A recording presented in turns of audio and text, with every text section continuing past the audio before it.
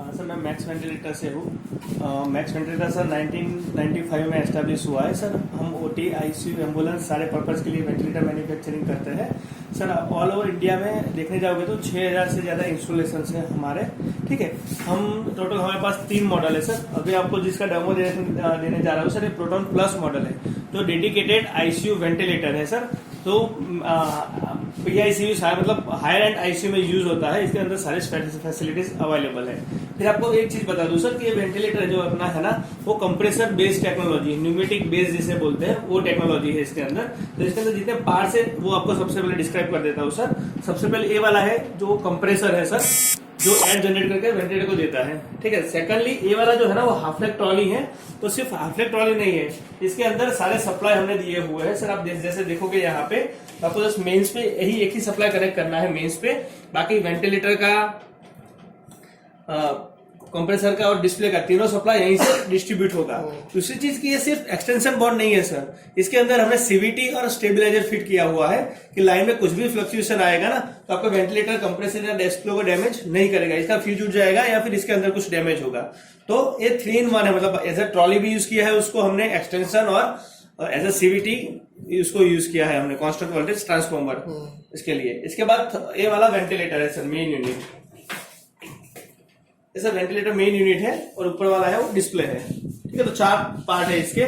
इसके बाद सर जैसे आपको चालू करना है वेंटिलेटर, तो सबसे पहले ये वाला की है सर, पीछे वाला की, इसको ऑन करना है। जैसे आप ऑन करोगे सर तो ये लाइट ऑन हो जाएगी। ठीक है, सेकंडली आपको फिर कंप्रेसर ऑन करना है। ठीक है, अब वेंटिलेटर ऑन करने के लिए वेंटिलेटर के पीछे सर 2 की दी हुई है। आप जैसे देखोगे यहाँ पे एक नीचे वाला की है, एक ऊपर वाला की है। जो नीचे वाला की आप ऑन करोगे ना तो सिर्फ बैटरी चार्ज होगी। अगर बैटरी को आपको चार्ज में रखना है, वेंटिलेटर नहीं चलाना है, तो इसके लिए सिर्फ नीचे वाली की ऑन करनी है। और समझो आपको वेंटिलेटर भी चालू करना है तो नीचे वाली और ऊपर वाली दोनों की आपको ऑन करना है। ठीक है, नीचे वाली दोनों की ऑन कर दी तो वेंटिलेटर भी चालू हो जाएगा। जैसे वेंटिलेटर चालू होगा वो सबसे पहले अपने आप को सेल्फ चेक करेगा। यहाँ पे सेल्फ चेक लिख के आएगा। कुछ भी प्रॉब्लम होगा तो यहाँ पे लिख के आ जाएगा कि ये प्रॉब्लम है। जैसे भी मैंने आपको दिखाने के लिए जस्ट कंप्रेसर बंद कर दिया था, एयर समझो कि आप भूल गए हैं चालू करना, तो यहाँ पे लिख के आ गया एयर इनलेट प्रेशर 0 बार। O2 भी नहीं लगाया हमने, इसके लिए O2 इनलेट प्रेशर 0 बार, तो मतलब नो गैस सप्लाई लिख के आ गया। मतलब कुछ भी प्रॉब्लम होगा तो यहाँ पे लिख के आ जाएगा कि वेंटिलेटर के अंदर ये प्रॉब्लम है। ठीक है, इसके बाद सारे मेन मेनू है। मेन मेनू का अंदर देखने जाओगे आप तो सबसे पहले है न्यू पेशेंट। समझो कि कोई नया पेशेंट आ रहा है, उस पर आपको वेंटिलेटर लगाना है, तो आपको न्यू पेशेंट सिलेक्ट करना है। ठीक है, दूसरा है स्टार्ट विद प्रीवियस सेटिंग। मतलब समझो कि प्रीवियसली आपने एक सेटिंग करके रखा हुआ है और उस पर वेंटिलेटर चालू कर देना है आपको, तो उसके लिए स्टार्ट विद प्रीवियस सेटिंग है। समझो कि आप हो नहीं, आप एक सेटिंग करके गए हो और आप बोलो तो मतलब किसी स्टाफ को बोलोगे कि स्टार्ट विद प्रीवियस सेटिंग पे चालू कर दो तो डायरेक्टली वो कर सकता है, इसके लिए है। थर्ड है FiO2 कैलिब्रेशन। इसके अंदर सर समझो आपकी O2 सेंसर का कैलिब्रेशन करना है ना, तो आपको इंजीनियर को बुलाने की जरूरत नहीं है। डायरेक्टली मेन मेनू में ही है, उसमें जाके क्लिक करके डायरेक्ट O2 सेंसर का कैलिब्रेशन कर सकते हैं। बाकी के जो मेनू मैं आपको बाद में बताता हूँ सर। जैसे आप न्यू पेशेंट सिलेक्ट करोगे सर, तो आप वो आपको पूछेगा पेशेंट एडल्ट है या पीडियाट्रिक, आपको उसमें से कोई एक सिलेक्ट कर लेना है। वेंटिलेटर सर एडल्ट और पीडियाट्रिक दोनों पे यूज होता है ये वेंटिलेटर। ठीक है, तो जैसे आप सिलेक्ट करोगे तो उसका अप्रोक्सीमेट वेट पूछेगा आपको कि वेट कितना है उसका अप्रोक्सीमेट। जैसे आप उसका वेट डाल दिया आपने 70 kg। ठीक है, फिर जैसे वेट डाल दोगे फिर मेन मेनू मोड पे आएगा।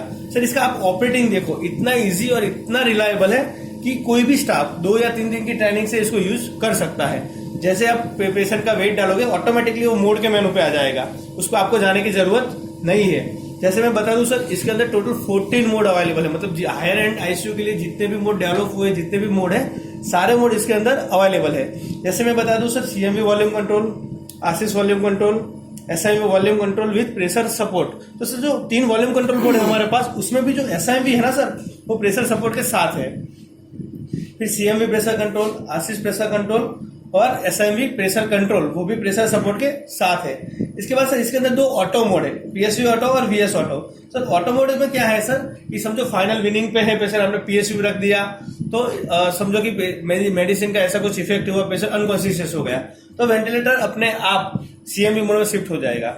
आपको शिफ्ट करने की जरूरत नहीं है। जैसे ही उसके स्पॉन्टेनियस आना शुरू हो गए वो वापस PSV में आ जाएगा।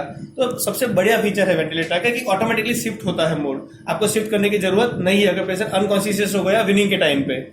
ठीक है। इसके बाद दो एडवांस मोड है इसके अंदर सर, PRVC हो गया और APRV हो गया, दो एडवांस मोड हो गए। इसके बाद सर CPAP और बाईपैप, इन्वेजिव में भी है CPAP और बाईपैप नॉन इन्वेजिव में भी है। मतलब CPAP और बाईपैप को आप invasive as well as non invasive दोनों में आप यूज कर सकते हैं। तो सर आपको इसका ऑपरेटिंग देखो, जैसे जो मोड पे चलाना है सर वो मोड पे जाके जस्ट क्लिक करना है आपको। तो इसके अंदर जितने भी पैरामीटर सेट होंगे ना, सारे पैरामीटर आपको 1 बाय 1 पूछ लेगा कि ये पैरामीटर सेट होते हैं इसके अंदर। जैसे मैंने समझो CMP-VC मोड चलाना है, इसको ओके कर दिया, तो सबसे पहले सर आ गया BPM।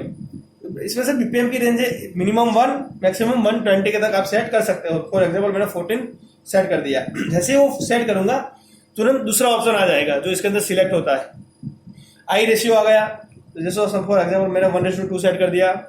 फिर टाइडल वॉल्यूम आ गया सर, इसके अंदर टाइडल वॉल्यूम की रेंज है मिनिमम 20 cc मैक्सिमम 3000 cc। ठीक है, इसके बीच में कुछ भी आप सेट कर सकते हो। जैसे मैंने सर आपको याद होगा कि एडल्ट पेशेंट सिलेक्ट किया था, उसमें मैंने 70 kg वेट डाला था, तो उसके हिसाब से 490 टाइडल वॉल्यूम यहाँ पे आ गया है। अगर इसमें आपको चेंज करना है तो उसको रोटेट करके आप चेंज कर सकते हो। जैसे रोटेट करके चेंज करके ओके करोगे ना, वो सेव हो जाएगा। इसके बाद पीप आ गया सर, पीप आप इसमें 0 से 35 सेट कर सकते हैं। प्रेशर सेफ्टी, अब प्रेशर सेफ्टी क्या है सर कि एक सेफ्टी लिमिट सेट कर दो सर। एडल्ट है तो 40 कर दिया आपने, पीडियाट्रिक है तो 22-25 कर दिया, तो उससे ज्यादा प्रेशर वो जाने ही नहीं देगा सर, उससे ज्यादा प्रेशर वो अलाउ ही नहीं करेगा, उसके लिए है। जैसे मैंने 40 सेट कर दिया तो समझो ETT ब्लॉक हो गई, सक्शन आ गया, ऐसा कुछ आ गया तो ऑटोमेटिकली टाइडल वॉल्यूम कट कर देगा वो, इससे ज्यादा प्रेशर जाने नहीं देगा। वेंटिलेटर सर जैसे सारे पैरामीटर उसको सेट हो जाएंगे ना, वेंटिलेटर अपने आप चालू हो गया सर। देखो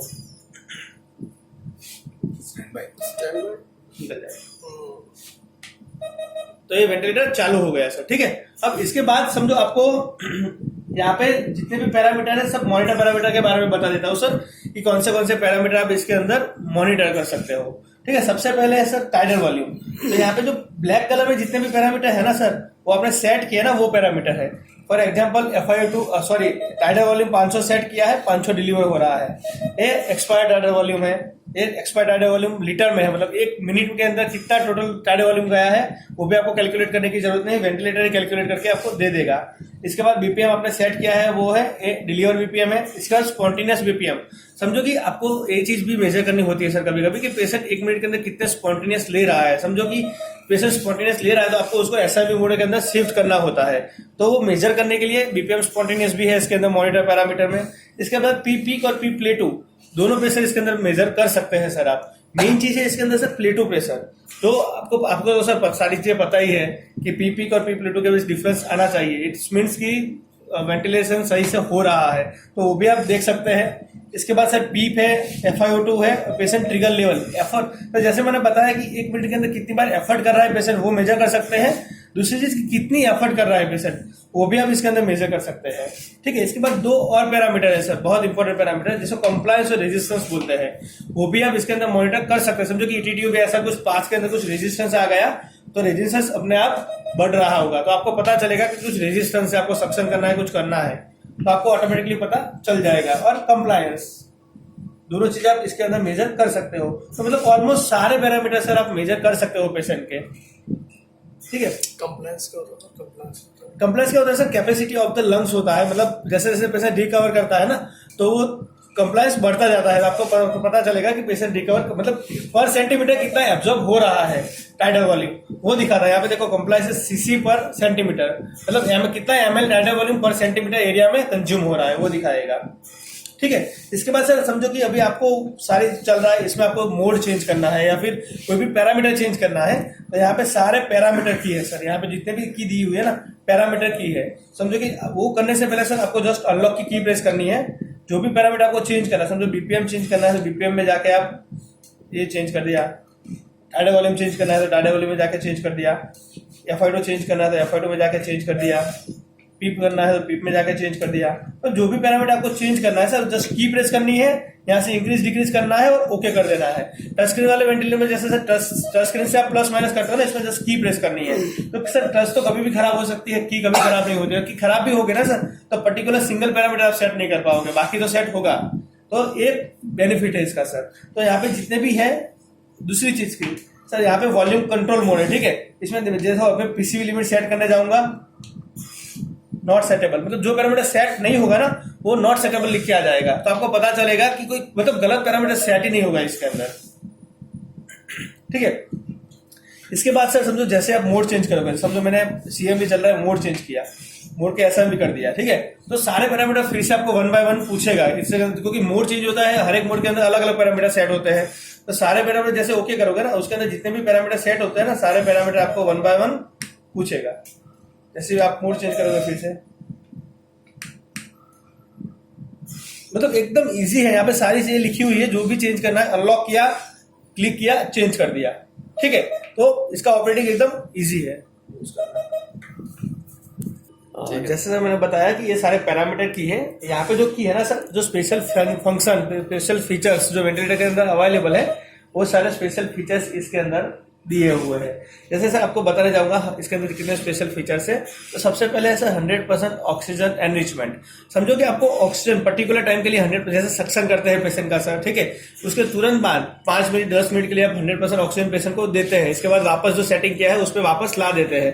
तो उसमें सर आपको लंबी प्रोसेस नहीं करनी है। लंबी प्रोसेस मतलब अनलॉक किया, FI2 में गए, 100% किया, फिर 5 मिनट तक वेट की, फिर वापस FI2 में जाके फिर 50% कर दिया। ये सारी चीजें करने की जरूरत नहीं है सर। जस्ट आपको अनलॉक करो, 100% ऑक्सीजन एनरिच में जाके ऑन करो, कितने टाइम के लिए आपको 100% ऑक्सीजन देना है वो डाल दो,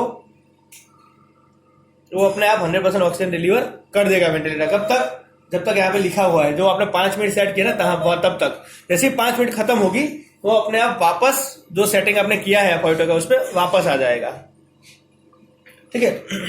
इसके बाद है सर, समझो कि बीच में आपको बंद कर देना है आपको, तो बीच में आप बंद कर सकते हो उसको 5 मिनट से पहले, ये ऑफ हो गया, ठीक है। इसके बाद सर अलार्म सेटिंग है, मतलब इसमें हर एक चीज का आप अलार्म सेट कर सकते हैं सर। फॉर एग्जांपल जैसे अनलॉक किया आपने, सबसे पहले हाई इंस्पिरेटिव प्रेशर, मतलब इससे ज्यादा प्रेशर जाए तो मुझे अलार्म मिलना चाहिए। लो इंस्पिरेटिव प्रेशर, मतलब इससे लो प्रेशर हो तो मुझे अलार्म मिलना चाहिए। इंस्पायर टायरल वॉल्यूम हाई, इससे ज्यादा टायरल वॉल्यूम डिलीवर हो तो, इससे कम टायरल वॉल्यूम डिलीवर हो, इससे ज्यादा टायरल वॉल्यूम एक्सपायर हो, इससे कम टायरल वॉल्यूम एक्सपायर हो। पीप हाई, पीप लो, FI2 हाई, FI2 लो और एक्सेस ब्रेक, सारी चीजें आप इसके अंदर सेट कर सकते हो अलार्म। सर इसमें तो लिमिट 3000 तक है ना टाइटल वॉल्यूम की, ठीक है। इसके बाद सर थर्ड है नेबुलाइजर। सर ये वेंटिलेटर के अंदर आप पेशेंट को नेबुलाइजर भी प्रोवाइड कर सकते हैं, आपको अलग से एक नेबुलाइजर परचेज करने की जरूरत नहीं है सर। ये 3-in-1 मशीन है। जैसे आपको बता दो CPAP BiPAP भी इसके अंदर इनबिल्ट है, वेंटिलेटर और नेबुलाइजर, तीनों चीजें इसके अंदर इनबिल्ट है। तो समझो आपको पेशेंट को नेबुलाइजर डिलीवर करना है सर, तो इसके लिए जस्ट एक नेबुलाइजर किट आता है सर साथ में हमारे, ये वाला सर नेबुलाइजर किट है हमारा, ठीक है। तो नेबुलाइजर किट है ना, उसमें से जो टी यहाँ पे आप देखोगे सर टी दिया हुआ है, तो टी है ना, उसको आपको पेशेंट का जो वाई कनेक्टर है सर, ये वाई कनेक्टर और ET ट्यूब के बीच में लगा देना है। अभी पेशेंट नहीं है, इसके लिए मैं टेस्ट लंग लगा रहा हूँ। और इसमें से जो छोटी ट्यूब निकलेगी ना सर, यहाँ से जो छोटी ट्यूब निकल रही है, इसको आपको यहाँ पे लिखा है सर, देखो एयर आउटपुट फॉर नेबुलाइजर, ठीक है। तो उसमें कनेक्ट कर देना है सर आपको, ठीक है। इसके बाद सर नेबुलाइजर आपको चालू करना है, अनलॉक करना है सर। कोई भी चीज करने से पहले आपको अनलॉक करना है इसके अंदर। उसको ऑन करोगे ना सर, आपको पूछेगा कि कितने टाइम के लिए आपको ड्रग्स डिलीवर करना है पेशेंट को। तो टाइम डाल दो यहाँ पे और रेशियो डाल दो इंस्पिरेशन टाइम का। तो सर आप देखोगे यहाँ पे ये नेबुलाइजर चालू हो गया है, ठीक है। अब देखोगे सर कि ये नेबुलाइजर कंटिन्यूअसली नहीं चल रहा है, बंद हो जा रहा है, चालू हो रहा है, बंद हो रहा है, चालू हो रहा है। तो सर एक बेनिफिट है, आपको बता रहा हूँ कि जो कन्वेंशनल नेबुलाइजर होता है उसमें कैसे होता है कि कंटिन्यूअसली चलता है, मतलब पेशेंट इंस्पायर कर रहा हो तब भी ड्रग्स डिलीवर करता है, पेशेंट एक्सपायर कर रहा हो तब भी वो ड्रग्स डिलीवर करता है, ठीक है। तो उसमें पेशेंट को अनकंफर्टेबल फील होता है जब एक्सप्रेशन के टाइम पे ड्रग्स डिलीवर हो तब, और ड्रग्स का भी वेस्ट होता है। तो सर यहाँ पे देखोगे जैसे इंस्पिरेशन होता है ना तभी नेबुलाइजर चालू होता है, एक्सप्रेशन में नेबुलाइजर बंद हो जाता है, ठीक है। तो इससे ड्रग्स का वेस्ट और पेशेंट को अनकंफर्टेबल फील नहीं होगा। और इसके बाद मेन सर जो आपने टाइम सेट किया ना, इसके बाद ऑटोमेटिकली बंद हो जाएगा, आपको टाइम मेजर करने की ऐसी कोई जरूरत नहीं है इसके अंदर सर। अगर बीच में आपको बंद करना है नेबुलाइजर को, जस्ट अनलॉक करके नेबुलाइजर में जाके आप इसको ऑफ कर सकते हैं, ठीक है। तो ये थर्ड फीचर्स हो गया। इसके बाद मैनुअल ब्रेथ, जैसे सर आपको पता होगा कि सक्शन करते हैं पेशेंट का, इसके तुरंत बाद उसको थोड़े टाइम के लिए अम्बू करते हैं, मतलब एक्स्ट्रा ब्रेथ प्रोवाइड करते हैं अम्बू से, फिर वेंटिलेटर लगाते हैं। तो सर आपको एक चीज करने की जरूरत नहीं है, जस्ट मैनुअल ब्रेथ की आपको प्रेस करनी है। देखो जितनी बार आप प्रेस करोगे ना, जितनी जितनी बार आप प्रेस करोगे उतनी बार एक्स्ट्रा ब्रेथ जाएगा। जैसे अम्बू प्रेस करते हो ना, उसकी जगह पे मैनुअल ब्रेथ की प्रेस करनी है। अम्बू बैग में क्या होता है सर, कभी ज्यादा टाइडल वॉल्यूम चला गया, कभी कम टाइडल वॉल्यूम चला गया। इसमें ऐसा नहीं होगा सर, जो आपने सेट किया है ना वही टाइडल वॉल्यूम जाएगा। ठीक है, वही टाइडल वॉल्यूम जाएगा, वो जाएगा। ठीक है, इसके बाद एपनिया बैकअप टाइम। जैसे सर मैंने बताया कि इसके अंदर 2 ऑटो मोड है, पीएसवी ऑटो और वीएस ऑटो। उसमें क्या होता है सर, फाइनल रीडिंग में आप पीएसवी मोड में रखते हो। ठीक है, और अगर पर्सन अनकॉन्शियस हो गया तो आपको टाइम सेट करना है कि इतने टाइम तक वेट करे, इसके बाद सीएमबी में चला जाना चाहिए। तो वो टाइम आप सेट कर सकते हो। इसके बाद सर इंस्पिरेशन होल्ड है। समझो कि आपको पी प्लेटो प्रेशर मेजर करना है आपको। ठीक है, अलवेलाई ओपन हुई या नहीं हुई वो देख के पी प्लेटो प्रेशर मेजर करना है। चेस्ट का एक्सरे लेना है, मतलब चेस्ट को फुला के रखना है। तो उस टाइम पे आप इंस्पिरेशन होल्ड की प्रेस करनी है। जैसे आप की प्रेस करोगे ना सर, देखो तो वो अपने आप इंस्पिरेशन होल्ड होता जाएगा। जैसे कि आप छोड़ दोगे ना वो रिलीज हो जाएगा। तो उस टाइम पे आप पी प्लेटो प्रेशर मेजर कर सकते हैं। ठीक है, इसके बाद सर पेशेंट सिलेक्ट है।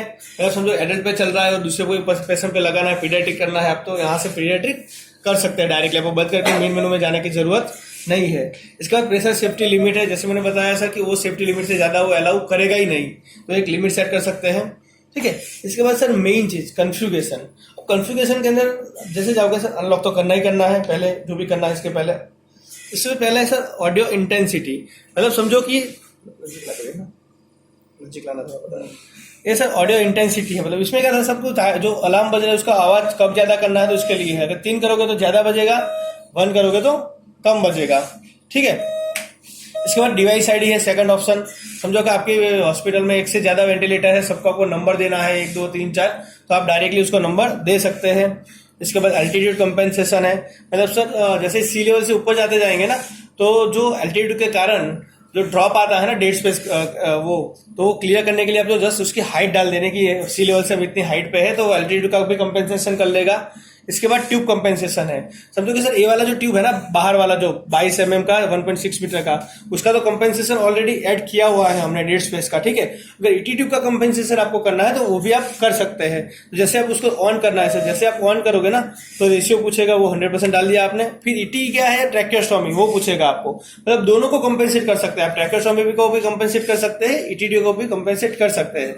जैसे आप ईटी या ट्रैकियो सिलेक्ट करोगे ना, आपको डायमीटर पूछेगा कि डायमीटर क्या है, ये कंपेंसेशन चालू हो गया। अगर कंपेंसेशन बंद करना है आपको, ऐसे डायरेक्ट आप बंद कर सकते हैं। इसके बाद सर ऑटो सेंसर कैलिब्रेशन। इसके अंदर सर फीचर्स है हमारे के सेंसर्स है ना, उसके ऑटो कैलिब्रेशन होते रहते हैं, आपको कैलिब्रेशन करने की जरूरत नहीं है, उसको आपको ऑन रखना है। ठीक है, और एग्जिट। इसके बाद सर अलार्म म्यूट। समझो जो अलार्म बज रहा है और आपको डिस्टर्बेंस कर रहा है, तो आपको अलार्म म्यूट की प्रेस करके उसको अलार्म म्यूट कर सकते हैं आप। इसके बाद स्टैंड बाय। समझो कि पूरा मशीन बंद नहीं करना है आपको, वेंटिलेटर को सिर्फ स्टैंड बाय पे रखना है। तो स्टैंड बाय में आप स्टैंड बाय में जाके उसको स्टैंड बाय कर दो। स्टैंड बाय हो गया। रन करना है तो फिर से स्टैंड बाय वाली की प्रेस करो और रन में जाओ, रन हो गया। ठीक है, इसके बाद लॉक अनलॉक की तो हर एक फंक्शन को यूज करने से पहले प्रेस करनी होती है। ठीक है, तो सारे पैरामीटर की हो गई, स्पेशल फंक्शन हो गए इसके अंदर जो अवेलेबल है वो, और सारे पैरामीटर इसके अंदर दिख जाएंगे, वो सारी चीजें हो गई। सर आप यहाँ पे देखोगे कि ये यहाँ पे एक फिल्टर लगा हुआ है जो बैक्टीरिया फिल्टर है, जो मतलब इंस्पायर बैक्टीरिया है ना उसको अंदर जाने से रोकता है। ठीक है, इसके बाद ट्यूबिंग है और वाई कनेक्टर है। तो sir patient to patient recurring course आप देखने जाओगे ना, तो ये ट्यूबिंग ही आपको चेंज करनी है पेशेंट टू पेशेंट, और कोई भी और बैक्टीरिया फिल्टर और कोई भी चीज चेंज नहीं करनी। सर यहाँ पे आप देखोगे जैसे कि यहाँ पे हमने एक बैक्टीरिया फिल्टर दिया हुआ है जो वीबीएम कंपनी का बड़ा वाला बैक्टीरिया फिल्टर है सर, वो 150 पेशेंट पे यूज कर सकते, 150 साइकिल चल सकता है, ऑटोक्लेवेबल है। ठीक है, इसके बाद सर इसके अंदर जो फ्लो सेंसर दिए हैं हमने, उसका प्रोटेक्शन के लिए आप देखोगे ना तो यहाँ पे फ्लूइड कलेक्शन बॉटल है, बैक्टीरिया फिल्टर है, यहाँ पे एक हीटर असेंबली आती है, इसके बाद फ्लो सेंसर आता है। ठीक है सर, तो इसके लिए हम कह सकते हैं सर कि हमारा जो फ्लो सेंसर है ना उसकी मिनिमम लाइफ 5 साल है सर। 5 साल तक आपको फ्लो सेंसर चेंज करने की जरूरत नहीं है, और पेशेंट टू पेशेंट सिर्फ आपको ट्यूबिंग ही चेंज करनी है जो 200-250 रुपीज की आती है। मतलब पेशेंट टू पेशेंट यही आपकी रिकरिंग कॉस्ट है। दूसरा, इसके अंदर जो FIO सेंसर सर हमने यूज किया है, बाकी कंपनी है उसमें क्या होता है मैक्सिमम सर 10 महीने 1 साल चलता है। ठीक है, उनको पूछोगे तो वो भी बता देंगे। हमारे अंदर जो FIO सेंसर है ना सर, वो 3 साल तक कुछ नहीं होगा सर, 3 साल तक वो चलेगा FIO सेंसर। तो आप पेशेंट टू पेशेंट आपको बस एक ट्यूबिंग ही चेंज करनी है और कुछ भी चेंज नहीं करना है, क्योंकि इसके अंदर जो बैक्टीरिया फिल्टर है वो भी ऑटोक्लेवेबल है, सारी चीजें ऑटोक्लेवेबल है। ठीक है, तो आप इसका कॉस्ट देखोगे ना, रिकरिंग कॉस्ट वो भी बहुत कम है। दूसरा कि सर ये प्रोडक्ट पूरा मेक इन इंडिया है, हमने इंडियन एनवायरनमेंट के हिसाब से बनाया गया है ये प्रोडक्ट। तो मैंने जैसे बताया सर 3-4 साल तक तो कोई कुछ भी चेंज नहीं करना है, कुछ भी खर्चा नहीं है, ठीक है। अगर समझो इसका पावर फ्लक्चुएशन आ गया, इसका एसएमपीएस कार्ड भी गया ना, तो बाकी कंपनी जो 80,000 1 लाख रुपए चार्ज करते हैं ना, वो हम 10,000 रुपए में देते हैं। और हमने इसको सर ऐसे ही डिजाइन किया है इंडियन एनवायरनमेंट के हिसाब से। इस पता है सर कि इंडियन एनवायरनमेंट में क्या होता है कि सर्ज आते हैं, वो आते हैं, सारी चीजें होती है। तो सर उसको इस तरह से डिजाइन किया है कि कोई भी दिक्कत नहीं आएगी आपको।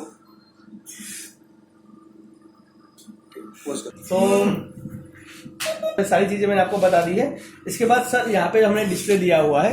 अब डिस्प्ले का पर्पस क्या है सर, आप देख पाओगे कि सर प्रेशर वर्सेस वॉल्यूम और फ्लो, आप तीनों ग्राफ देख सकते हैं एज वेल एज 3 कर्व देख सकते हैं इसके अंदर।